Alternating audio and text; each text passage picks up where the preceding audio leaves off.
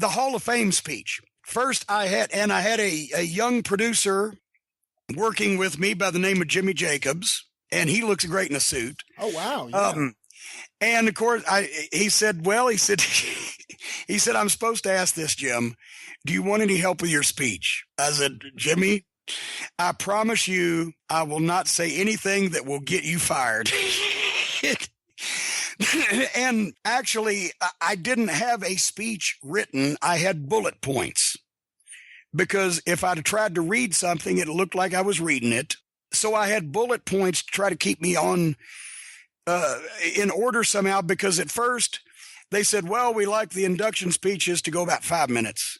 And then somebody a little more important said, well, maybe, as long as it's 10 minutes. And then somebody who's really one of the senior people writing said, oh, fuck, Vince loves a performance. Go 15 minutes. So at first I was concerned I was going to go too long. Then I was concerned I was going to go too short. Then when I went out and did the mic check, I said, my God, these mics are great.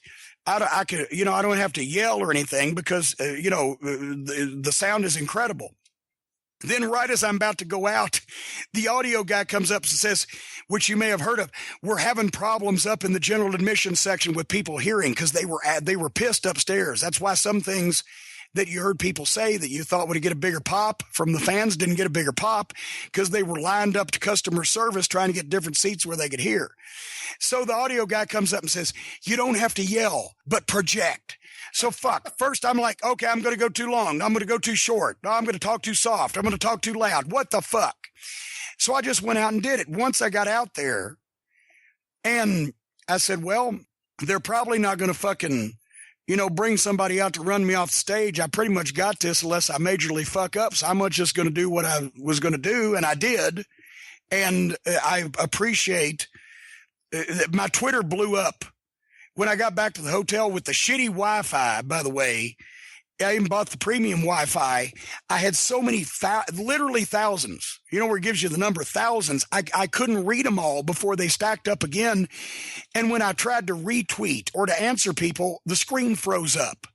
And I'd have to get out of it and go back and scroll all the way down. It was hours. So I appreciate all the literally thousands of tweets and all the things and etc.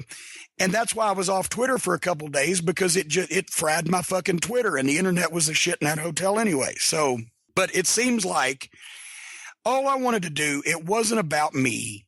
It was about, if anything about me, it was about my involvement with the Midnight Express, which is obviously will forever be linked with the rock and roll. But I was the rock and roll's spokesperson for that night to tell a new generation of fans how popular they were, how good they were, and why they should be appreciative of seeing them accept that honor. And hopefully that's what I was able to do. And I saw one person, only one, believe it or not, but I tried to read everything, said on Twitter, well, Cornette tried to get the rock and roll chant going, but they wouldn't do it. No, that's not, you have to understand, I sound like Ricky Morton now. I was trying to condition the younger generation of fans who had never seen Ricky and Robert before of what they were supposed to do. I didn't expect them to chant rock and roll while I was standing there. But if I told them that that's what 15,000 people used to do every time they saw the rock and roll, then when the rock and roll came out there, they might do it. And son of a gun, wouldn't you know who won the pony? They got a little rock and roll chant. Yeah. From people who weren't even born when the last time that Ricky and Robert were on national TV. That's what being a manager or a spokesperson or a salesman or a presenter, an inductor, whatever you call them, is all about, is doing that. You tell people why people liked this person and why they should too. And hopefully I did that well. I think you did. One thing I noticed, and I was fascinated by it, I love the speech, Jimmy. I really, really did. And I'm not ashamed to admit I teared up a little bit when Ricky and Robert came out at the very end of their speech, when Ricky turned to Robert and said how he's always been a brother to him. I thought that was tremendous. But, we hear you each week here on this podcast, and you get fired up and you talk quick like we've always heard you. And every now and then you need to clear your throat. Every now and then you cough. You didn't do that. You didn't do that once during that entire speech. I did it a bunch beforehand because I was already starting to get a little hoarse.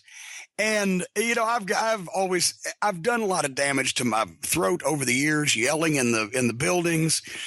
My blood pressure medicine and acid reflux gives you that little, you know, the whole 9 yards. And it's kind of a tick now. But for that, I cleared it out and I said, fuck it, I'm going with it. And fortunately I was able to pause also because I put some pauses in there that enabled me not to, you know, but yeah, I don't have the voice I used to have. I don't have the wind I used to have. And I don't have the patience I used to have. So, you know, one other thing a lot of people on Twitter really paid attention to, when you think about the Rock and Roll Express doing promos, you really think about Ricky. A lot of people were saying, geez, I never knew Robert Gibson was so funny. Was Robert Gibson always a funny guy behind the scenes? Yes, he's fucking hilarious. I can't even, because he's got children now and all kinds of loved ones. I can't even tell you of something he used to do that used to crack everybody up in the locker room, but it involved a penis. But